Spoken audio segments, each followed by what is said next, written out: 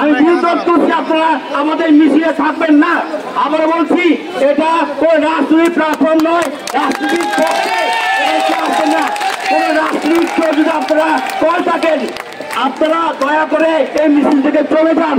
পরবর্তী বিষয়ে আমরা আপনাদের বিষয়ে আপনার সিদ্ধান্ত আপনারা নেবেন, আমরা আপনাদের পক্ষে থাকতে পারবো না।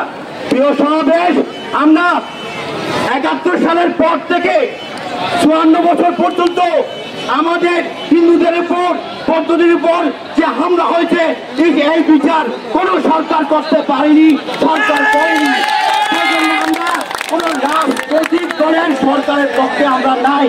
বাংলাদেশের যে ৫২ জেলায় আজ পর্যন্ত প্রায় ২২৫টা ঘটনার চেয়েও বেশি দুর্ঘটনা ঘটে গেছে।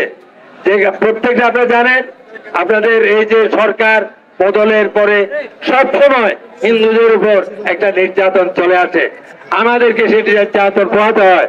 আমরা এগুলোর প্রতিবাদ করলে কোনো রাজনৈতিক সরকারের কাছে তেমন কোন সুফল আমরা পাই না। সংখ্যালঘু নির্যাতনের বিচারে দ্রুত বিচার ট্রাইব্যুনাল গঠন করে দোষীদের দ্রুততম সময়ে উপযুক্ত শাস্তি প্রদান সহ ক্ষতিগ্রস্তদের যত উপযুক্ত ক্ষতিপূরণ প্রদান এবং পুনর্বাসনের ব্যবস্থা করতে হবে। দাবি ২, অনতি বিলম্বে ধর্মীয় সংখ্যালঘু সুরক্ষা আইন প্রণয়ন করতে হবে। ৩, সংখ্যালঘু বিষয়ক মন্ত্রণালয় গঠন করতে হবে। ৪, হিন্দু ধর্মীয় কল্যাণ ট্রাস্টকে হিন্দু ফাউন্ডেশনে উন্নীত করতে হবে। পাশাপাশি বৌদ্ধ খ্রিস্টান ধর্মীয় কল্যাণ ট্রাস্টকে ফাউন্ডেশনে উন্নীত করার আমাদের দাবি রয়েছে। ৫, দেবত্ব সম্পত্তি পুনরুদ্ধার ও সংরক্ষণ আইন প্রণয়ন ও অর্পিত সম্পত্তি প্রত্যাবর্তন আইন যথাযথভাবে বাস্তবায়ন করতে হবে। আমরা কোন দালালের অধীনে কোন সংগঠন করতে চাই না। কোন দালালের অধীনে আমাদের মাথা বিক্রি করে, যারা হিন্দু সম্প্রদায়ের মাথা বিক্রি করে, তাদেরকে এখন প্রতিরোধ করবো আমরা। কারণ আজকে আমাদের এই দুর্দিনে প্রতিটি জায়গায় সারা বাংলাদেশে ৬৩ জেলায় হামলা হয়েছে। হামলা হয় না শুধু কক্সবাজারে হয় নাই বলেই আমাদের বিবেকের তাড়নায় আজকে আমরা এখানে সমাবেত হয়েছি। এখন লড়াইয়ের সময়, এখন আন্দোলনের সময়, এখন দাবি আদায় করার সময়। সবাইকে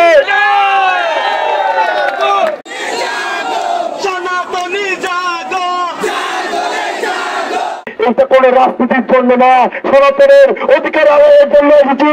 সবাই আজকে সনাতনের অধিকার আদায়ের জন্য বলবো, জাগো হিন্দু জাগো। হামলা কেন?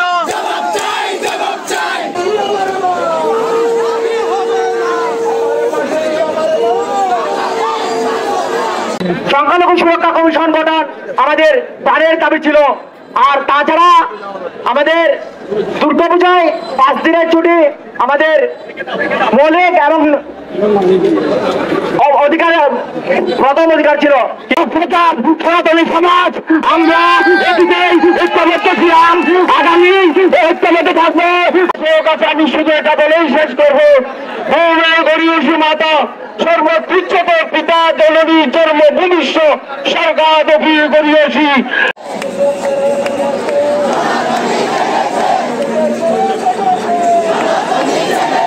সোনার বাংলা আমি তোমায় ভালোবাসি।